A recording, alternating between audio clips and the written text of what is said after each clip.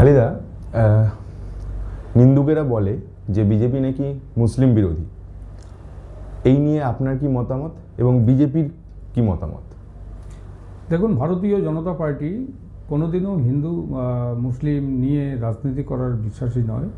ভারতীয় জনতা পার্টি একটা সর্বভারতীয় রাজনৈতিক দল। স্বাভাবিক কারণে বিজেপি মুসলিম বিরোধী নয়, বিজেপি হিন্দু বিরোধীও নয়। ভারতীয়দের পক্ষে ভারতীয় জনতা পার্টি কথা বলে। নামটাও রাখা হয়েছে ভারতীয় জনতা পার্টি। এই কারণে আমরা বলতে চাই ভারতীয় জনতা পার্টি কোনোদিনও মুসলিম বিরোধী ছিল না। কিন্তু ভারতীয় জনতা পার্টি একটা কথাই বলতে চায়, সেটা হচ্ছে যারা রাষ্ট্রবিরোধী ব্যক্তি, যারা দেশকে ভালোবাসে না, এই জাতীয় যদি কোনো গোষ্ঠী পাওয়া যায় আমরা তাদের বিরোধী। মৌলবাদের এগেনস্টে আমরা রয়েছি, ধর্মান্ধতার বাদের বিরুদ্ধে আমরা ভারতীয় জনতা পার্টি রয়েছি। আমরা আনটাচেবিলিটি যাকে বলা হয়, অস্পৃশ্যতা, তার বিরুদ্ধে ভারতীয় জনতা পার্টি। আচ্ছা, আপনি বললেন মুসলিম মৌলবাদ, তাহলে বর্তমানে আমরা দেখতে পাচ্ছি যে তসলিমা নাসরিন, লেখিকা, সাহিত্যিক, সাথে ডাক্তারও, উনি প্রায় 20 বছর পরে আমাদের ভারতবর্ষে পা রাখলেন এবং তথা পশ্চিমবাংলায় পা রাখলেন। এটা নিয়ে প্রচুর মৌলবাদীদের আপত্তি আছে। এটা নিয়ে আপনার কি মতামত? কারণ আপনিও একজন মুসলমান ধর্মাবলম্বী, এবং সাথে বিজেপির স্ট্যান্ড পয়েন্টটা আমরা যদি জানতে পারি। দেখুন, তসলিমা নাসরিন বাংলাদেশের লেখিকা, বাংলাদেশের ডাক্তার। তাকে ওই দেশ থেকে তাড়িয়ে দেওয়া হয়েছে। তিনি ভারতবর্ষে এসে আশ্রয় গ্রহণ করার জন্য এসেছিলেন, কিছুদিন ছিলেন, আবার বেরিয়ে বিদেশে গিয়েছেন, সুইডেন হয়ে বিভিন্ন দেশ ঘুরে তিনি আবার 20 বছর পর আমাদের এখানে এসছেন। আমরা তাকে স্বাগত জানাই। এই কারণে তার মধ্যে যে একটা চেতনা, তার মধ্যে যে লেখিকার একটা যে লেখনী, সেটা নিশ্চিত রূপে আমরা বাংলাভাষী সেটাকে আমরা সমর্থনও করি। কারণ বাংলাদেশের মৌলবাদীদের তার উপর যে অত্যাচার, মায়েদের উপর যে অত্যাচার, মেয়েদের যে আত্মকথা, সেই কথা তিনি তুলে ধরেছিলেন তার লেখনীর মাধ্যমে। আমার মেয়েবেলা থেকে শুরু করে, এবং সবথেকে বড় যে বইটা, যেটা বিতর্ক সব জায়গায় আলোচিত হয়েছিল, লজ্জা, এই লজ্জার মাধ্যমে সে তুলে ধরেছে বাংলাদেশের মৌলবাদীদের কীর্তিকলাপ। স্বাভাবিক কারণে আমি একজন মুসলিম হওয়ার সত্ত্বেও আমি এই কারণেই এই কথাটা বলবো যে মৌলবাদীরা যা বলবে তাই হবে, এটা হতে পারে না, এটা হতে পারে না। আমরা মৌলবাদীকে কখনো কোনো ক্রমে সমর্থন আমরা করি না। তসলিমা সেই কথাটাই বলতে চেয়েছিলেন বাংলাদেশে, কিন্তু থাকতে পারেননি। আমরা তাকে স্বাগত জানিয়েছি। পশ্চিমবঙ্গে উনি এসছেন আজকে, এবং আজকে উনি বক্তব্য রাখবেন। দেখা যাক, ওনার বক্তব্যের পর আমার দলীয় স্ট্যান্ড, আমার বক্তব্য নিশ্চিত রূপে আমরা বলতে পারবো। আচ্ছা আলিদা, মাইনরিটি বলতে পূর্ববর্তী যারা পলিটিক্যাল পার্টি, যারা পশ্চিমবঙ্গ সরকার গঠন করেছিলেন, তারা শুধু মুসলমান সম্প্রদায়কেই বোঝাতেন। কিন্তু মাইনরিটি তো শুধু মুসলমান নয়, আমরা আদিবাসী জানি, বা বৌদ্ধ জানি, খ্রিস্টান জানি। এই বিষয়ে আপনি একজন মাইনরিটি মোর্চার যে লিড করছেন, লিডিং পজিশনে থেকে, কি আপনার মতামত এবং সাথে বিজেপি স্ট্যান্ড পয়েন্ট? পশ্চিমবঙ্গ শুধু নয়, সারা ভারতবর্ষ জুড়ে ভারত সরকারের মাইনরিটি ডিপার্টমেন্ট একটা আছে, মাইনরিটি অ্যাফেয়ার্স ডিপার্টমেন্ট। সেখানটায় বৌদ্ধ, জৈন, শিখ, পার্সি, খ্রিস্টান এবং মুসলিম, এই 6টা সম্প্রদায়ের মানুষ আমাদের ভারতবর্ষে আছে। এরা হচ্ছেন মাইনরিটিস, এবং তাদের জন্য সরকার, সেন্ট্রাল গভর্নমেন্ট বহু প্রকল্প রেখেছেন, যেগুলো অ্যাপ্লিকেবল হচ্ছে বিভিন্ন রাজ্যে। আমাদের ওয়েস্ট বেঙ্গলেও এখন অ্যাপ্লিকেবল হবে। আজকে শুধু মাইনরিটি বলতে শুধু মুসলমানই নয়, এটা বারবার করে বলবার চেষ্টা করা হচ্ছে, কিন্তু মাইনরিটিদের মধ্যে মুসলমানই হচ্ছে মেজরিটি, এটা আমাদের জানতে হবে। যত মাইনরিটি কমিউনিটিস আছে তার থেকে সবথেকে বেশি মেজরিটি হচ্ছে মুসলিম। সেই কারণে মুসলিমদের দিকে বেশি ফোকাস করা হয়। আমরা সেটা চাই না। আমরা সেটা চাই যে সমস্ত সম্প্রদায়ের মানুষরা, বিশেষ করে বৌদ্ধ, জৈন, শিখ, পার্সি, খ্রিস্টান সম্প্রদায়ের মানুষরা, তারাও মাইনরিটির মধ্যে এসে তারাও রাজ্য এবং কেন্দ্রীয় সরকারের সুযোগ সুবিধা পাক। এটা নিয়েই আমার সংগঠন মাইনরিটি মোর্চা। আলিদা, আমাদের সামাজিক সম্প্রীতি, যেটা আমরা এতদিন ধরে পশ্চিমবাংলার তথাকথিত পরিবেশ থেকে আমরা জানি, সেই সামাজিক সম্প্রীতির যে বাতাবরণটা, সেটা যে নষ্ট করার চেষ্টা করছে বিভিন্ন রাজনৈতিক দল, সেই নিয়ে আপনি কি বার্তা দিতে চান বিজেপির মাইনরিটি মোর্চা হেড হিসাবে? দেখুন, সামাজিক স্থিতি হিসাবে যেটা আমরা বলতে পারি যে আমাদের এই পশ্চিমবঙ্গে বা ভারতবর্ষের মধ্যে আমরা লক্ষ্য করেছি যে সংখ্যালঘুদের মধ্যে বিভিন্ন সম্প্রদায়ের মানুষ রয়েছে। এখানে মুসলিমদের মধ্যেও আবার বিভিন্ন ভাগের লোকও রয়েছে। এদের মধ্যে শিয়া আছে, সুন্নি আছে, আহমেদি আছে, জামাত আছে, আরও বিভিন্ন সম্প্রদায়ের মানুষ আছে।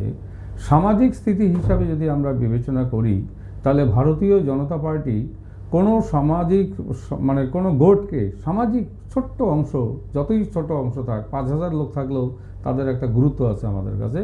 ভারতীয় জনতা পার্টি আমরা চাই আমরা সবাইকে সমানভাবে কাজের সুযোগ সুবিধা এনে তাদেরকে সামনের সারিতে নিয়ে যাব এবং তাদের আর্থিক দিক থেকে আমরা এগিয়ে নিয়ে যাওয়ার জন্য প্রচেষ্টা করব। তাই মোদিজি যে স্লোগানটা দিয়েছেন, যে আবেদনটা করেছেন ভারতবর্ষের কাছে, যে বিজেপি সরকারটা হবে সবকা সাথ সবকা বিকাশ, বিকাশটা কিন্তু ইকুয়াল হতে হবে, সবাইকেই আমরা এই বিকাশের মধ্যে আমরা নিয়ে আসব। তাই ভারতীয় জনতা পার্টির সামাজিক স্থিতি হিসাবে আমরা আমাদের বক্তব্য আমরা রেখেছি, আমাদের কাছে সবাই সমান আছে, সামাজিক ক্ষেত্রে সবাই সমান। আচ্ছা আলিদা, সংখ্যালঘু বিষয়ক উন্নয়ন, এটার পরিপ্রেক্ষিতে আপনি যদি একটু মুসলমান স্পেসিফিক হয়ে জানাতে পারেন যে আমাদের রাজ্য সরকারের কিছু প্রকল্প এবং কেন্দ্রীয় সরকারের কিছু প্রকল্প যেটা হয়তো আমাদের মৌলবাদীরা মুসলমানদের জানাতে চান না বা জানালেও ভুলভাল বোঝান। দেখুন, কেন্দ্রীয় সরকারের কয়টা স্কিম রয়েছে। হুনার হাট বলে একটা প্রকল্প আছে। মাইনরিটিসদের যে তারা যে শিল্পী, মাইনরিটিসদের মধ্যে যারা শিল্পী পারদর্শী, আজকে তাদের উৎপাদিত প্রোডাক্টটা আমরা গ্লোবাল করে চেষ্টা করেছি, মোদিজি সেটা করেছে। সেটা হুনার হাটের মাধ্যমে, যেমন তাঁত শিল্পের কথা বলুন, আরও বিভিন্ন ধরনের শিল্পের ক্ষেত্রে বলুন, মাইনরিটিসরা অনেকটা এগিয়ে আছে।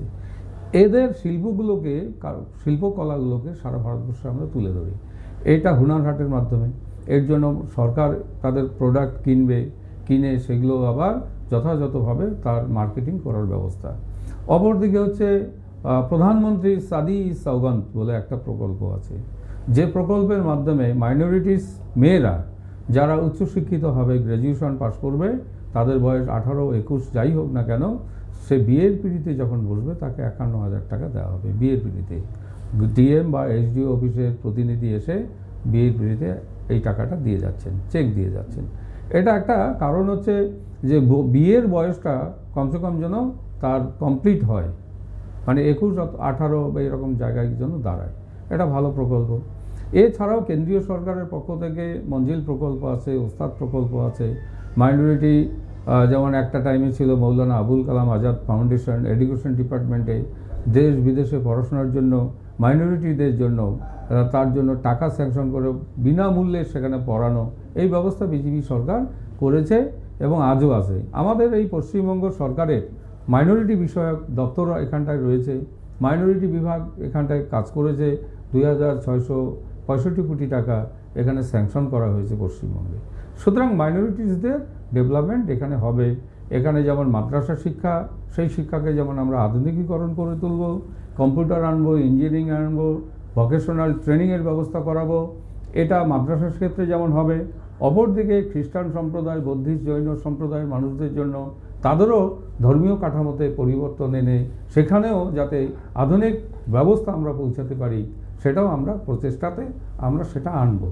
একইভাবে আমরা পশ্চিমবঙ্গে যে মাইনরিটিদের যে এদের উপর যে অবহেলা করা হয়েছে এতদিন, উন্নয়নের নাম করে তাদেরকে ঠকানো হয়েছে, এই বিষয়গুলোও কিন্তু আমরা তুলে নিয়ে আসব। কারণ আমরা দেখেছি পশ্চিমবঙ্গে আপনার ওয়াকফ কেলেঙ্কারিটা হয়েছে, যেটা প্রায় হাজার হাজার একর জমি এরা বেদখল হয়ে আছে। রাজ্যের শাসক দল এই জমিগুলো দখল করে রেখেছে এবং এদের পুনরুদ্ধার করা দরকার রয়েছে। মাইনরিটিদের মধ্যে এই সম্পদ যদি আমরা সঠিক ব্যবহার করতে পারি, মাইনরিটিদের আর কোনো অসুবিধা হওয়ার কথা নয়, মাইনরিটিরা অনেক দূরে এগিয়ে যাবে, এটা আমরা চেষ্টা করব। পরিশেষে এবং সর্বশেষ প্রশ্ন, আলিদা, মাইনরিটি মোর্চা বিজেপি তারা সামাজিক সম্প্রীতি বজায় রাখার জন্য কিভাবে কাজ করছে এবং আগামী দিনে কিভাবে এগিয়ে চলবে? দেখুন, আমরা মাইনরিটি মোর্চার পক্ষ থেকে যেটা বলতে চাচ্ছি যে ভারত এমন একটা রাষ্ট্র যে রাষ্ট্রের মধ্যে সবারই সহাবস্থান রয়েছে, সবাইকে একাত্ম করা হয়েছে। তাই ভারতীয় যে প্রাচীন যে স্লোগান, যেটা এখনও আমরা বহন করে চলছি, ট্রেডিশনটা নিয়ে চলছি, সেটা হচ্ছে শ্রীমন্ত বিশ্বে অমৃতাস্য পুত্রার কথা বলা হয়েছে। এই বিশ্বের সমস্ত মানুষ হচ্ছে বিশ্বে অমৃতের সন্তানের কথা বলা হয়েছে। এটা একমাত্র ভারতেই সম্ভব, অন্য কেউ বলে না। তা ভারত যেহেতু, ভারতে সমস্ত ধর্ম বর্ণের মানুষ যেহেতু এখানে এসে বিলীন হয়ে গিয়েছে, এখানে স্বঘুণ পাঠান মোগল এক দেহে হলো লীন, এই শব্দ কবিরাই বলেছে।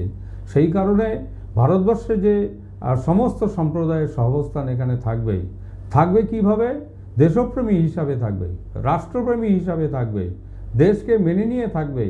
এই দেশের মধ্যে থেকে যদি দেশবিরোধী কর্মকাণ্ড হয়, তাহলে সেই সম্প্রদায় বলুন আর যত বড়ই গোট বলুন, তাদেরকে ভারত কোনো ক্রমে ক্ষমা করবে না। আর ভারতীয় জনতা পার্টি, আমরা সরকারে রয়েছে, আমাদের এটা বড় দায়িত্ব, দেশের দায়িত্ব, রাজ্যেও আমাদের দায়িত্ব রয়েছে। এই সমস্ত জঙ্গিপনা, মৌলবাদী চিন্তাধারার বিরুদ্ধে আমার সরকার থাকবে। ধন্যবাদ আলিদা। এতক্ষণ আমরা কথা বলছিলাম বিজেপির মাইনরিটি মোর্চার লিডিং পজিশনে, যিনি সকলকে পথ দেখাচ্ছেন, আলিদার সাথে। সকলকে ধন্যবাদ, ভালো থাকবেন।